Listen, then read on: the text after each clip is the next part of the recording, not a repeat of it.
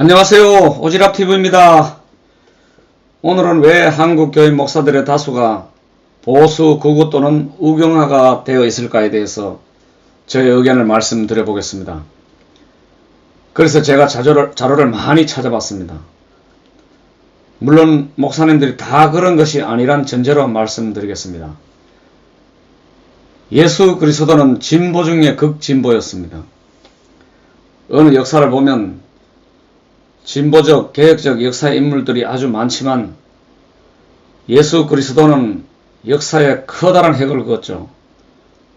일단 저는 구원이다 메시아적 관점이 아니라 역사의 관점에서 말씀드린 겁니다.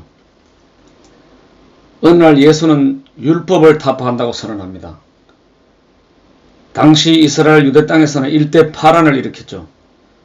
세상을 폐칵 뒤집어 놨죠. 뿐만 아니라 현장에서 간음하다가 사로잡힌 여자를 사면해버립니다. 당시 유대에서는 간음한 여자를 돌로 쳐 죽이는 사형 제도가 있었습니다. 그렇게 현장에서 사로잡힌 간음 여자를 돌로 쳐 죽이려던 사람들에게 예수는 이렇게 말합니다. 너희 중에 죄 없는 자가 돌로 치라. 죄 없는 자 어디 있겠습니까? 모두 다 돌을 버리고 떠나갔습니다. 예수께서는 수많은 진보적, 개혁적 사건들이 많지만 일례로 제가 말씀을 드려본 겁니다. 가톨릭 신부들이나 스님들도 다수가 개혁적, 진보적 성향을 갖고 있습니다. 그런데 말입니다. 왜 유독 기독교, 개신교 목사들은 그 보수의 생각을 갖고 있을까에 대해서 본론으로 들어가겠습니다. 해방을 전후해서 평양은 기독교가 급속도로 팽창하면서 소위 기독교 대부흥이 일어났습니다. 당시에 평양을 중심으로 동방의 예루살렘이라고 불리울 정도로 왕성했던 시기입니다. 해방이 되면서 소련 군사정부가 개입하면서 기독교를 탄압하기 시작했습니다. 중국에도 모택동이 문화대혁명 때 종교인들을 대규모 학살하고 말았죠. 모든 종교를 말살하는 정책을 자행했죠. 독일 히틀러 나치 정권의 버금가는 아주 악명이 높습니다. 공산당은 종교를 아편에 비유하며 탄압했습니다. 소련 공산당은 김일성을 앞세워서 기독교인들을 가만둘 리가 없었죠. 평양에 기독교 서북청년단이라는 조직이 있었습니다. 그 후에 한경직 목사라든지 김중공 목사, 금남교회 등 그들은 공산당을 경멸하며 월남하게 됩니다.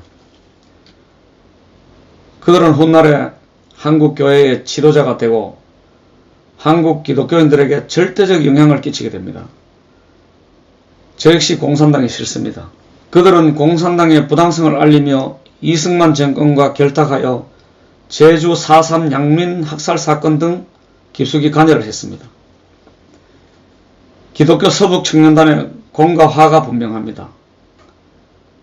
이데올로기 사상과 공산당 척결에 편승하여 독재 정권에 아부를 했죠.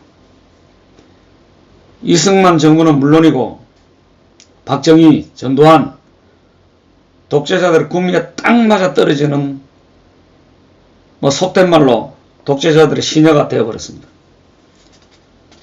결론적으로 그들은 민주주의를 짓밟아버리는 독재자들과의 역사적 엄청난 우를 범하고 말았습니다. 과거 독재자들은 북쪽의 김일성과의 긴장관계와 적대적 관계를 유지하면서 기독교 서북청년단이라든지 후일의 박정희 정권 때 한국 기독교 총연맹이라는 의용 기독교 단체들이 생겨나면서 연합하게 됩니다.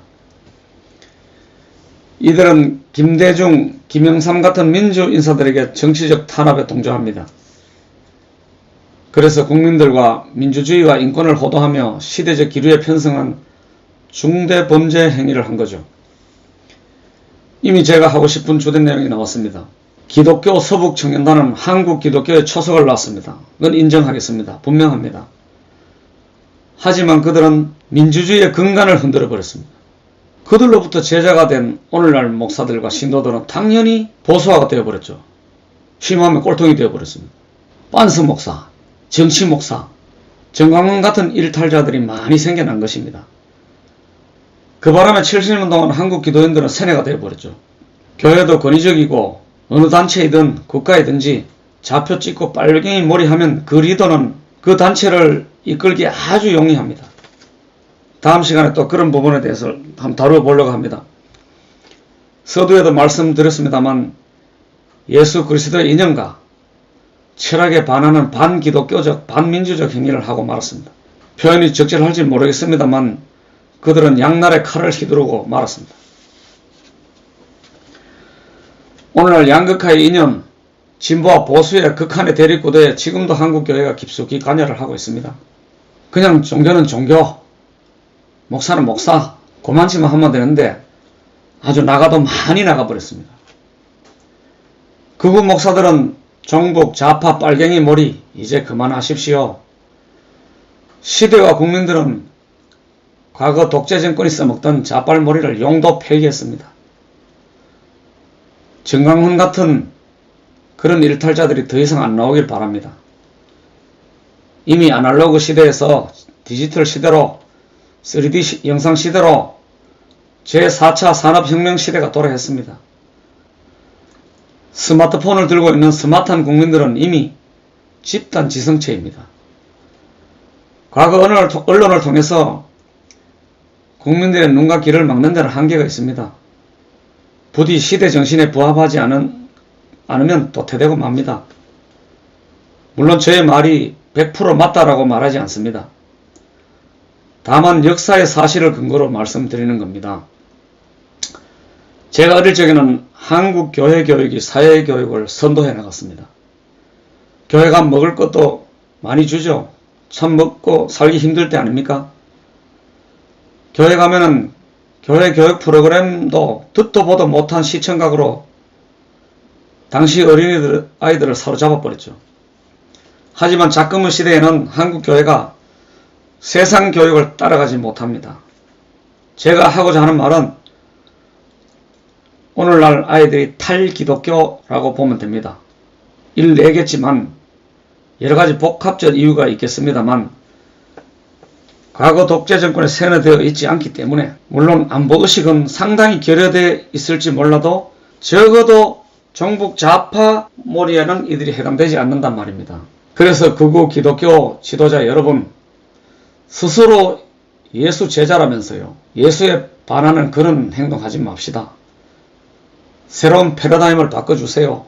하기사 한평생 머리에 그런 사상이 박혀 있는데 어떻게 버리겠습니까만 이데올로기 사상을 바꾸세요.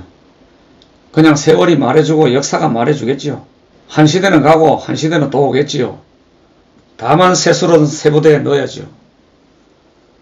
예, 여기까지 들어주셔서 감사합니다. 구독 신청과 좋아요 많이 눌러주시면 용기를 얻어서 더 방송 열심히 해보겠습니다. 여기까지입니다.